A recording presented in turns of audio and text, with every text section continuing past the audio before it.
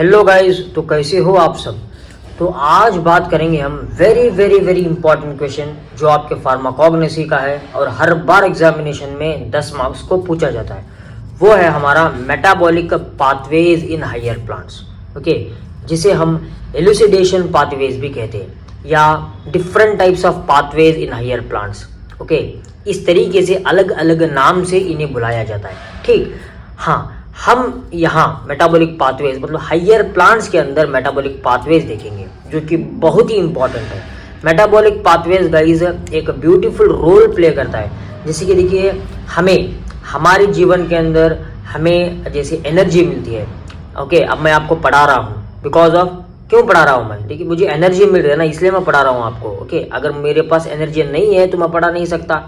इसी तरीके से इस एनर्जी को मेंटेन करने के लिए ये मेटाबॉलिक पाथवेज इंपॉर्टेंट है। ठीक है, ये ग्लाइकोलाइसिस करते हैं मतलब ब्रेक डाउन करते हैं, तभी तो जाके एनर्जी बनता है। इसी तरीके से हायर प्लांट्स के अंदर भी ये जरूरी है। तो देखते हैं higher plants completely developed plants. ठीक, ये प्लांट्स वो है जो कि कंप्लीटली डेवलप्ड है, एकदम बढ़ चुके हैं। ठीक है, बढ़ चढ़ के हिस्सा ले रहे हैं, बढ़ चुके हैं।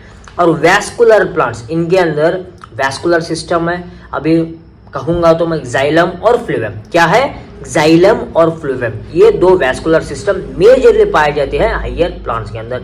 अगर गाइस मेटाबॉलिज्म की बात करें तो it is the chemical process in plants and animals in which food changes into energy and help in growth. ठीक, मेटाबॉलिज्म होता क्या है, ये प्लांट के अंदर भी होता है और एनिमल्स के अंदर भी होता है। ठीक, जहां फूड जो हमारा खाना है ना वो एनर्जी के अंदर कन्वर्ट होता है एंड ये हेल्प मतलब ग्रोथ के अंदर हेल्प करता है। ठीक, मेटाबॉलिज्म के अंदर मेनली दो टाइप्स है, one is a catabolism, another one is anabolism. Cata मतलब क्या? काट देना। क्या कर देना?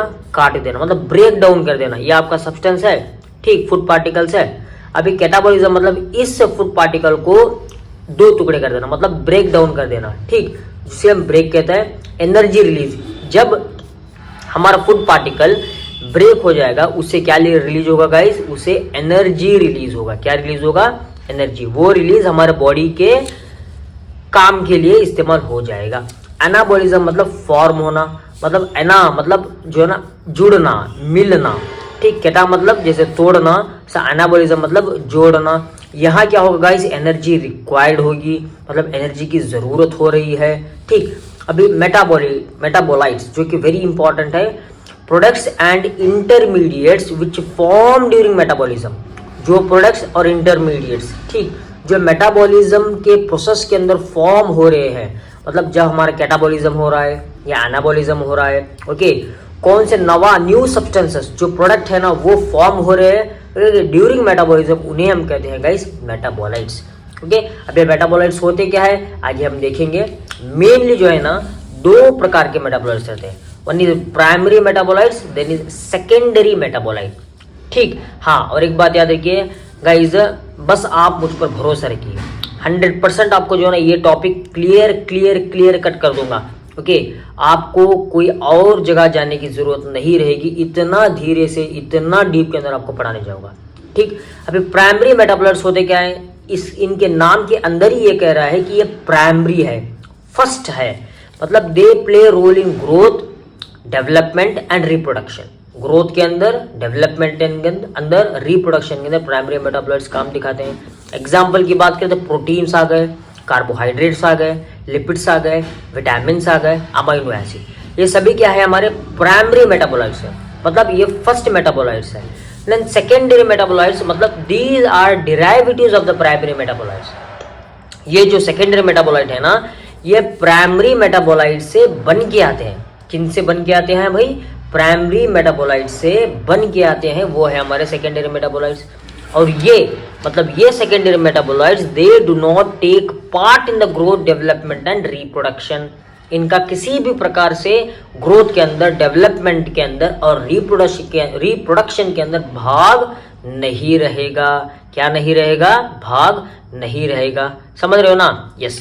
एग्जाम्पल की बात करें तो अल्कोलॉइड्स देखिए आप के, डिफरेंट टाइप्स ऑफ अल्कोलॉइड्स आपको मिल जाएंगे प्लांट के अंदर। स्टेरॉइड्स को देखिए, glycosides, volatile oils, clove oil हमने देखा था। क्लोव ऑयल के अंदर एक वोलेटाइल ऑयल रहता है जो कि हमारा सेकेंडरी मेटाबोलाइट है।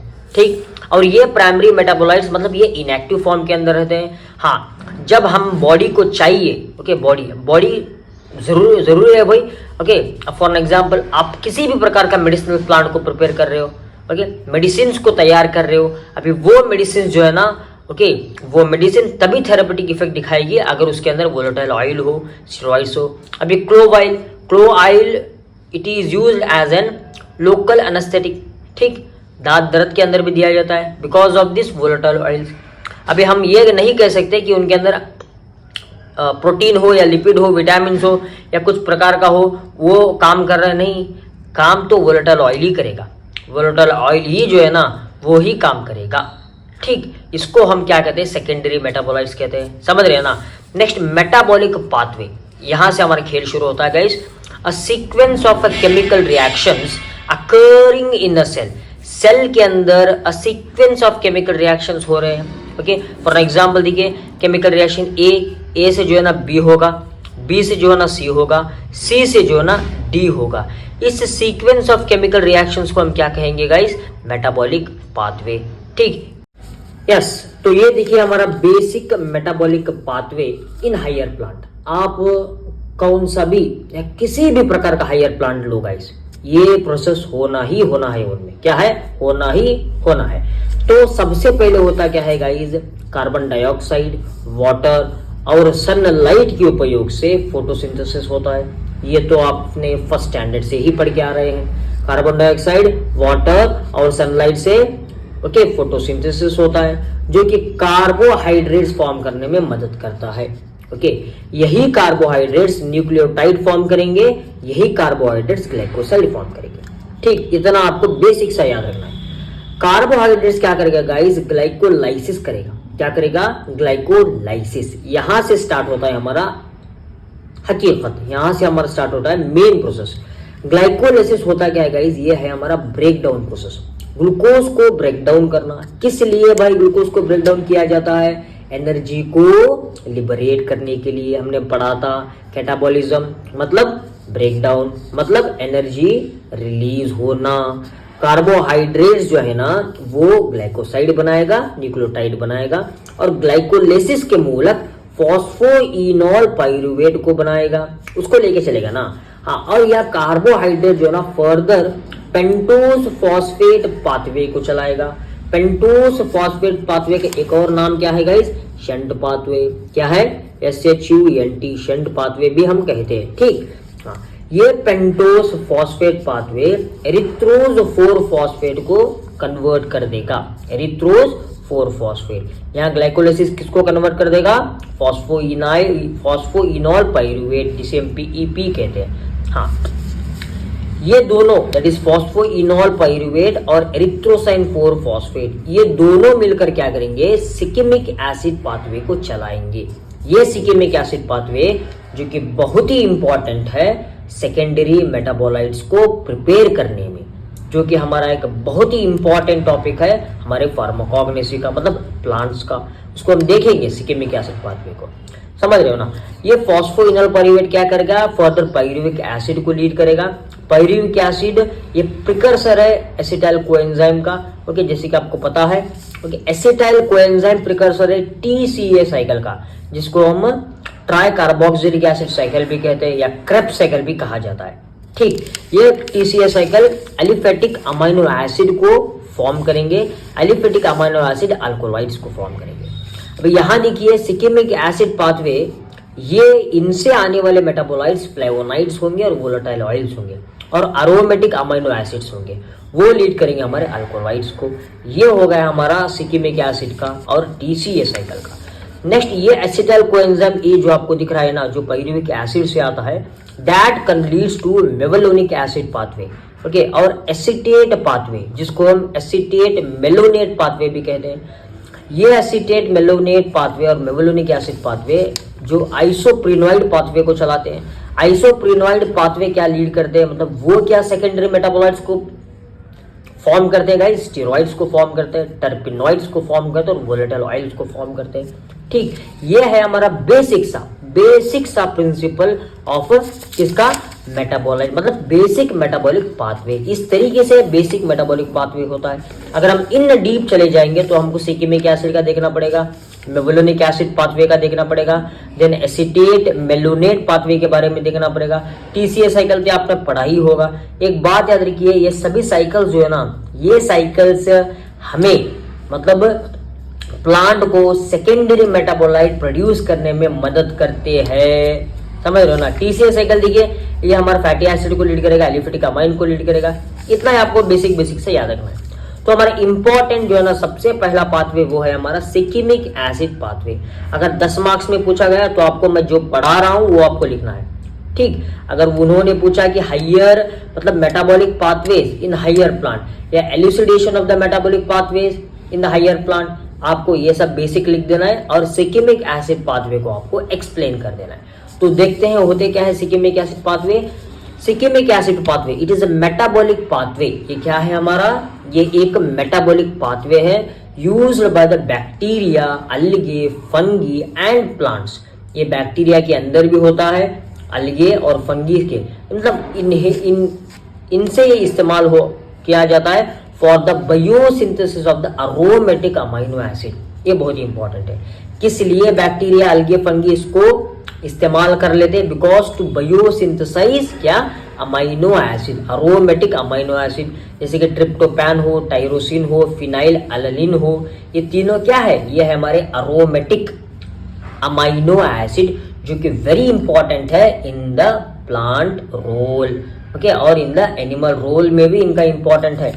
तो देखते हैं सिकिमिक एसिड पाथवे हम किस तरीके से पढ़ते हैं उसको हम देखते हैं। चलिए, समझ में आ रहा है ना? तो आपको बस समझना है। नोट्स, ये पूरे नोट्स आपको डिस्क्रिप्शन में फ्री ऑफ कॉस्ट में देने जा रहा हूँ, ठीक है। ये नोट्स फ्री, और देखिए बहुत खूबसूरत से नोट्स बनाए गए हैं। बस आपको अगर इतना लिखेंगे तो डेफिनेटली आप एग्जाम में पास हो जाएंगे।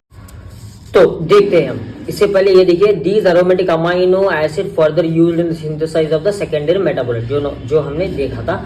तो देखिए, from pentose phosphate pathway and from glycolysis, दोनों से पेंटोज फॉस्फेट पाथवे से हम क्या लेंगे, एरिथ्रोज 4 फॉस्फेट लेंगे, और ग्लाइकोलाइसिस से हम क्या लेंगे, PEP, that is phosphoenol pyruvate. जैसे कि आपने यहाँ देखा था, देखिए मैं दिखाता हूँ आपको, यहाँ से जो है ना पीपीपी पेंटोस फॉस्फेट पाथवे से हम एरिथ्रोज 4 फॉस्फेट लेंगे, और ग्लाइकोलाइसिस से क्या लेंगे, पीईपी, फॉस्फोइनोल पाइरुवेट।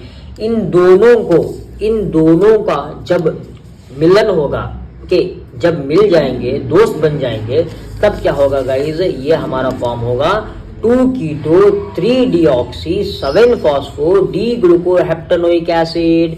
आपको बस याद रखना है, प्रैक्टिस करना है। अगर 2-3 बार प्रैक्टिस करेंगे तो आ जाएगा। ये देखिए, ये है हमारा एरिथ्रोज 4 फॉस्फेट। यहाँ क्या होगा, अल्डिहाइड CHOH CHOH और CH2OP phosphorus plus CH2 double bond COP COOH, this upon DAHP synthetase. Okay, ये एंजाइम में अगर हम रिएक्ट करेंगे दैट लीड्स टू 2 कीटो, मतलब कार्बन, सेकेंड कार्बन पर C डबल बॉन्ड O लग रहा है, ऑक्सीजन लग रहा है, तो 2 कीटो 3 डीऑक्सी 7 फॉस्फो डी ग्लूकोहेप्टेनोइक एसिड। ठीक है, बस आपको करना क्या है, यही स्ट्रक्चर को मिला के लिख लेना है। CHO है C, okay, double bond O जो आपको दिख रहा है ना, डबल बॉन्ड O, यहाँ बस आपको C लिखना है, C लिखना है, डबल बॉन्ड O लिख लेना है। CH2 एज इट इज है, CH2 को लिख लेना। बस आपको बस देखिए, ये स्ट्रक्चर जो आपको दिख रहा है ना, इस स्ट्रक्चर को उल्टा कर देना है आपको, मतलब COH इधर लिखना है, CO को हटाना है, डबल बॉन्ड इधर का इधर शिफ्ट कर देना है, C डबल बॉन्ड O, बाकी का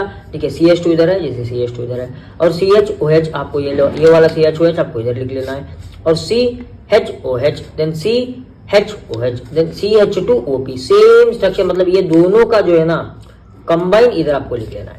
ठीक, ये जब प्रोडक्ट फॉर्म होगा ना, इसको हम क्या करेंगे, इसको साइक्लाइजेशन कराया जाएगा। क्या किया जाएगा, साइक्लाइजेशन, मतलब इसको हम बस साइक्लिक फॉर्म में लिखेंगे। That in the product presence of three dehydroquinate synthetase के अंदर इसको साइक्लाइजेशन करके इसको साइक्लिक प्रोडक्ट में जो साइक्लोहेक्सेन है, ठीक है, इस साइक्लोहेक्सेन को हम क्या कहेंगे, 3-डिहाइड्रोक्विन एसिड।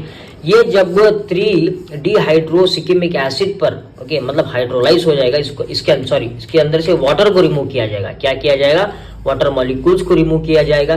जब वाटर मॉलिक्यूल्स को रिमूव किया जाएगा हमें क्या फॉर्म होगा, ये प्रोडक्ट फॉर्म होगा, जैसे कि हम क्या कहेंगे 3-डिहाइड्रोसिकिमिक एसिड, इसे हम क्या कहते हैं 3-डिहाइड्रोसिकिमिक एसिड। दिस अपॉन सिकिमेट डिहाइड्रोजिनेस हमको क्या मिलता है, सिकिमिक एसिड मिलता है। ओके, किस लिए इसे सिकिमिक एसिड पाथवे कहा जाता है, बिकॉज इस मेटाबॉलिक पाथवे के अंदर हमें क्या मिलता है, सिकिमिक एसिड मिलता है। बस कहानी इधर ही खत्म नहीं होती, इस सिकिमिक एसिड को हम सिकिमिक काइनेस, ओके, सिकिमेट काइनेस पर रिएक्ट करके इसको हमें क्या बनाना है, सिकिमिक एसिड 3-फॉस्फेट। मतलब सिकिमिक एसिड 3-फॉस्फेट किस लिए कहा जाता है, थर्ड ग्रुप पर फॉस्फेट लगा हुआ है 1 2 3, इसलिए सॉरी 1 2 3, इसलिए shikimic acid three phosphate. This upon synthetase PEP हमें क्या मिलेगा, three enol pyruvate shikimic acid five phosphate.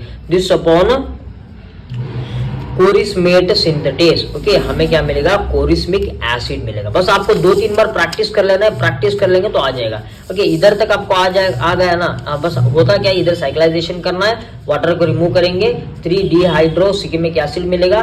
This upon shikimic acid dehydrogenase shikimic acid मिल जाएगा। सिकिमेट काइनेस को ऐड कर देना है, आपको सिकिमिक एसिड 3-फॉस्फेट मिलेगा। सिंथेटेज PEP को ऐड करना है, 3-इनॉल पाइरुवेट सिकिमिक एसिड 5-फॉस्फेट मिल जाएगा। देन क्रोमेस सिंथेटेज जब आप डालेंगे, कोरिस्मेट सिंथेटेज अब डालेंगे तब आपको कोरिस्मिक एसिड मिलेगा, ये कोरिस्मिक एसिड। देन दिस कोरिस्मिक एसिड, यही कोरिस्मिक एसिड से हम क्या करेंगे गाइस, फर्दर हमारे जो इंपॉर्टेंट प्रोडक्ट्स है दैट इज एंथ्रेलिनिक एसिड सिंथेटेज से हम एंथ्रेलिनिक एसिड को प्रिपेयर करेंगे, और कोरिस्मेट म्यूटेस के प्रेजेंस से हम प्रीफिनिक एसिड को सिंथेसाइज करेंगे। एंथ्रेलिनिक एसिड हमारा फर्दर क्या फॉर्म करेगा, ट्रिप्टोफैन फॉर्म करेगा। ओके, क्या फॉर्म करेगा, ट्रिप्टोफैन। और ये एंथ्रेलिनिक एसिड ये क्या है, प्रिकर्सर है ट्रिप्टोफैन को फॉर्म करने के लिए। देन प्रीफिनिक एसिड जो है ना, in the presence of prephenate dehydrogenase phenol pyruvic acid को फॉर्म करेगा। That upon phenylalanine amino transferase, okay, ये amino transferase phenylalanine amino transferase के मौजूदगी में हमको क्या मिलेगा, फिनाइल अलानिन मिलेगा, फिनाइल अलानिन। ओके, यहाँ हमने क्या देखा था, prephenic acid in the presence of the prephenase dehydrogenase हमको क्या मिलेगा, phenylpyruvic acid. Then four hydroxy phenylpyruvic acid, इसको हमने देख लिया।